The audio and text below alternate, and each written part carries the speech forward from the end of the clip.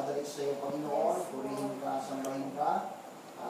Lord, hallelujah, sa gabi ito, ang bawat puso namin ay patuloy mong pangunahan, O God, at maghari ka, Panginoon, sa aming mga puso. Salamat po, purihin ka, nagilain ka in the name of Jesus Christ.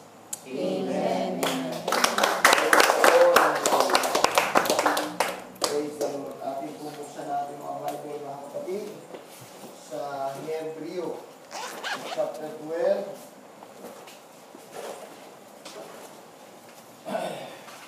Verse 12. Kaya titaas ninyo ang mga kamay na nakababa, ang mga tuhod na mga nanginginig, at magsigawa kayo ng matuwid na landas sa inyong mga paa, upang huwag maligaw ang pilay, kundi pagpos kumaling. Sundin niyo ang mapayapaan sa lahat ng mga tao at ang magpapakabanal, na kung wala ito ay sino man ay di makakakita sa Panginoon. Napakaingatan na baka ang sino ay di makaabot sa biyaya ng Diyos. Baka tayo bagabaki ng anumang ugat ng kapaitan na sumisibol at dahil di mahawang marami.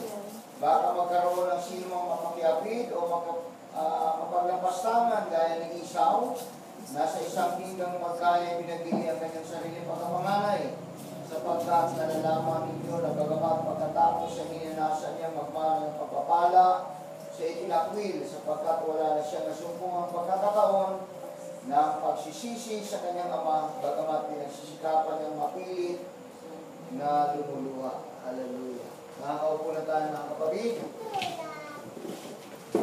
For showing peace and holiness.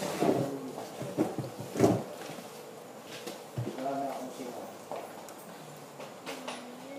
Praise the Lord. So, nagpupusili sa isang kapayapaan at kabanalan. Hallelujah, na itinatalaga o itinatagaloong ng Panginoon. Dito mga kapatid, sa book of Hebreo, hallelujah, makikita po natin dito ang pagtakbo. Running the race of faith, pagtakbo sa pananampalataya mga kapatid. Sa bawat pagtakbo raw ay meron kang mga iset aside, meron kang mga bagaheng iwanan. Hallelujah, especially the sin of unbelief mga kapatid. Kasi kailangan dito talaga yung masiding pananampalataya. Pananampalataya sa Panginoon. Kasi sabi nga mga kapatid, isang mga ngaral, pananampalataya, napaka-importante ito. Isa lang ang sampalatayanan mo para hindi gumulo ang buhay mo, hindi gumulo ang sarili mo, kundi ang mga salita ng Panginoon. Once na tayo sumampalataya sa salita ng Panginoon, hallelujah, dito lang tayo nakafocus sa kanyang mga salita. Kasi kung magbabasa ka raw ng ibang mga books o mga salitain, mga kapatid, at magugulo ang buhay mo, mababawasan ang pananampalataya mo, doon na mga kapatid ko, nadidiscourage ang pananampalataya mo sa Panginoon. So, parang takbuhin daw yan, mga kapatid, running the race of faith. Sa bawat pagtakbo daw natin, mga kapatid, hallelujah, ay kailangan mo iset aside, especially, mga kapatid, the sin of unbelief, yung kasalanan sa kakulangan ng pananampalataya, mga kapatid.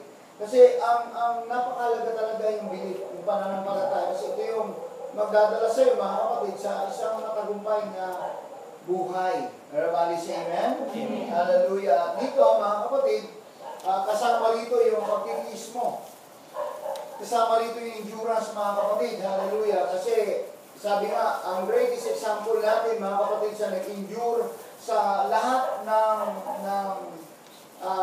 paghihirap, mga kapatid, especially on the cross, mga kapatid, yung ating Panginoon. Sa yung greatest example natin, mga kapatid, kaya nga, He's the author and the finishers of our faith. Everybody say amen? Amen. Hallelujah. Once na pananampalataya natin, mga kapatid, out of focus sa Panginoon, through His words, mga kapatid, doon na dumarating yung problema. Hallelujah. Doon na dumarating, mga kapatid, ko ang pagkadiskaril, mga kapatid. Kaya nga, dito, meron ka talaga ang ipupursige sa sarili mo.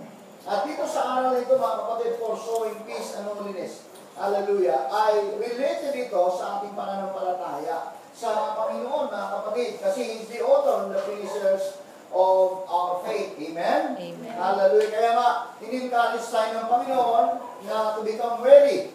Hallelujah. Hindi mapapagod sa paggawa, lalo na mga kapatid ko ng mabuti. Amen? Amen. Hallelujah. Kasi yun lang yung sandata natin eh. Pag napagod ka sa pananampalataya mo, napagod ka mga kapatid ko sa pagiging pagsunod sa kapayapaan at kabanalan na ipinagkakaloob sa atin ng Panginoon. Hallelujah. At ma-discourage ka, ikaw rin ang talo.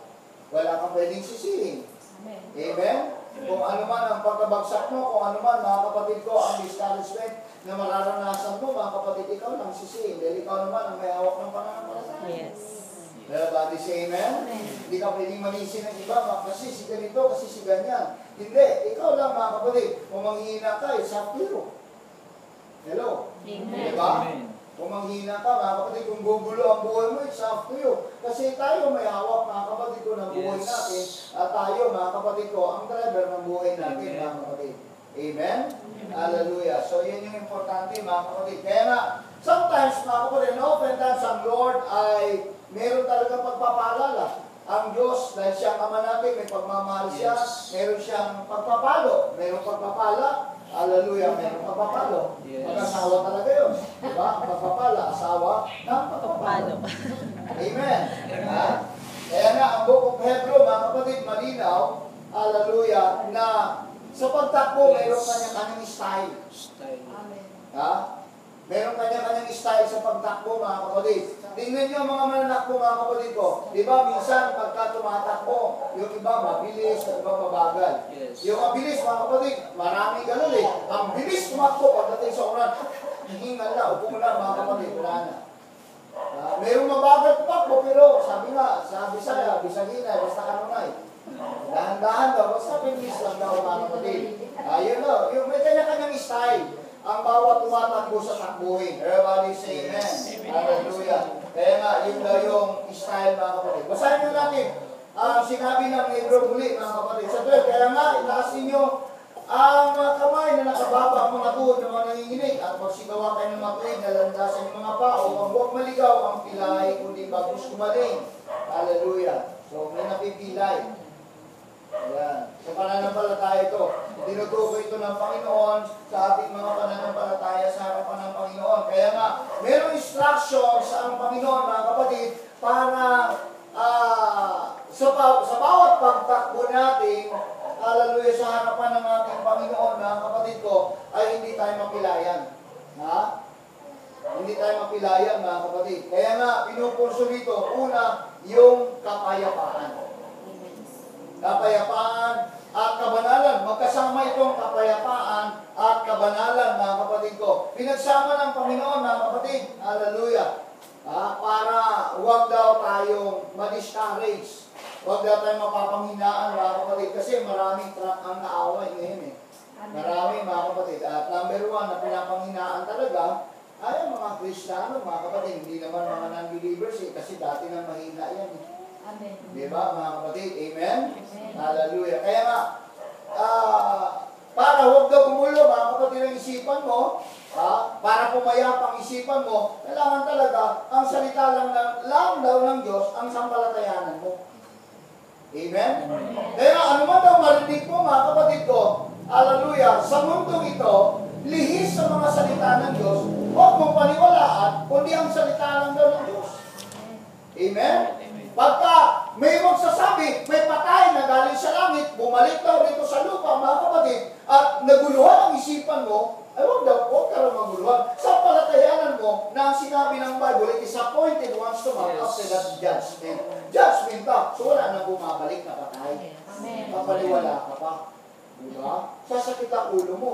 Gugulo lang daw ulo mo, Yes. mga kapatid. Hindi napapayapa. So ang kaaway, naghahanap sa nakaguluhan. Amen. May mabasa ka ngayon, mga kapatid ko, na ibang books, mga kapatid, na nagtuturo o itinuturo daw ng iba, mga kapatid ko, ng lihis sa salita ng Diyos, at hindi ka na nakafocus dito, gugulo ang isipan mo, maniniwala ka, yun, ginugulo na ng mga kapatid ang isipan mo, na wala na ang kapayapaan mo. Amen. Siyempre, maniniwala ka na ngayon doon. Malilihis ka na raw, mga kapatid. Everybody say amen. Amen. Kaya ganoon talaga. Meron kanya-kanyang style ang pagtakbo. Meron kanya-kanyang style, mga kapatid ko, ang pagtakbo. Hallelujah. Kaya nga, dapat alamin natin kung ano instructions ng ating Panginoon, mga kapatid, para tayo ay manatili sa kapayapaan. Manatili tayo sa kabanalan. Mga kapatid, hindi daw tayo pwedeng tumulad. Kay Esau, mga kapatid, dito sa ating binasa, na meron na siyang batayan, mga kapatid, meron na siyang birthright, meron na siyang kaligtasan, naghanap pa siya ng ibang kaligtasan. Hello? Nawa nyo? Yes. Ha? Meron na siyang kaligtasan o meron na, mga kapatid ko, siyang papapala, Yes. pinagpalit pa niya, mga kapatid ko, sa isang binggang pagkain. Kanyang pananampalataya, mga kapatid. Babasbasan na lang sana siya, ipagkakaloob na sana sa kanya, pero natangay pa siya, mga kapatid, kasi hindi siya nakapokus doon sa pangako ng tatay niya. Amen. Huwag daw natin tulakan mo. Kung ano yung pinangako, mga kapatid, pukusan mo raw yun. Para may encourage ka, para tumatanda ang buhay mo at pananampalataya mo. Everybody say amen? Makinig ka, mga kapatid ko, sa sabi-sabi, walang bait sa sarili. Mang daw yung nakikinig sa sabi-sabi, lihis daw sa salita ng Panginoon. Amen. Diba? Marami kang narinig. Marami kang narinig, mga kapatid, nagpapaniwala ka. Marami kang napanaginipan, nagpapaniwala ka. Ha? Hindi ka, mga kapatid ko, nakafocus sa salita ng Panginoon, malilihis ka talaga. So, ibig sabihin, mangmang ka. Everybody say amen. Amen. So, isa lang daw paniwalaan ko. If you are a Christian, paniwalaan mo sa salita ng Diyos kasi Kristiyano ka nga eh. Para pumayapa, mga kapatid ko, ang isipan mo at papayapa ang buhay mo, paniwalaan mo ang kanyang mga salita. Huwag ka makinig, mga kapatid ko, sa ibang mga salita. Isa lang ang salita ng Diyos. Amen. Amen? Amen. Palapakan natin ang ating Panginoon. Hallelujah. Kaya sa bawat takbuhin ng bawat Kristiyano, tinatawag itong race o takbuhin. Yes. Sa bawat pagtakbo, mga kapatid ko, dito kasama dito dapat, hallelujah, sa bawat takbuhin ay ang kapayapaan. Pag isang Kristiyano ka, magulo utak mo, magulo isipan mo, hindi payapa ang buhay mo, hallelujah, hindi mo pa nasumpungan ang buhay. Amen. Dapat, in good times, in trials, problems, mga kapatid, nananatili payapa ang buhay mo. Amen. Para makita mo ang Panginoon. Kasi pagka hindi payapa ang buhay mo, hallelujah, wala kang kapayapaan, maghanap ka ng ibang kapayapaan. Maghanap ka, mga kapatid ko, ng ibang means, mga kapatid, para masusugan, hallelujah, ang buhay mo para pumayapa ka. Pero hindi pala nangyayari, gumugulo lalo, mga kapatid. So, isa lang dapat ang masusumpungan mo o susumpungan mo ang mga pangako ng ating Panginoon. Kaya nga, mga kapatid, ito ang takbuhin na inilagay sa atin ng Panginoon. Bawat tumatakbo, may nadadapa. May napanood ako, mga kapatid ko, isang marathon race, mga kapatid. Galing mong tumakbo.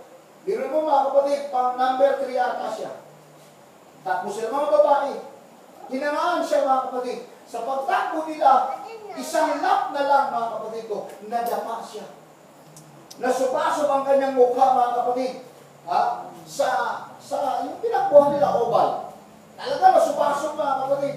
Pero hindi siya na-discourage. Bigla siya tumayo. Hinabol niya, mga kapatid. Malayo ng agwat niya. Siya pang nanalo.